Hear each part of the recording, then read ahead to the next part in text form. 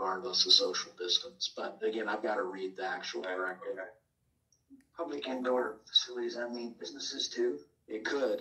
That's, we don't know that yet until we read this came out during the meeting, and I don't know if it's going to affect business or if it's going to affect just publicly owned indoor spaces.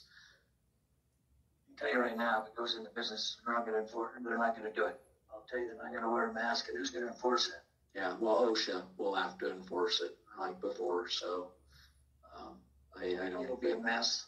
It will. It's not a good situation, and coming on the heels of all of this discussion on the COVID, mandates and everything else, I was really worried that something would take a turn and we'd have the situation arise, because now the expectations are that local governments are going to not follow mandates. I mean, I think that's what some of these folks think.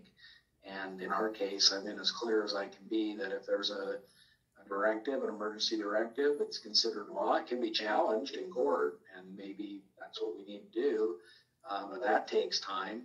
And again, we signed off on all of the ARPA contracts for the money, which requires us to follow all of the assurances. Now, I don't know exactly if there's an assurance that will come into play, but even outside of that, just being an emergency directive, it's considered law. We're a public subdivision or political subdivision. We need to follow the law.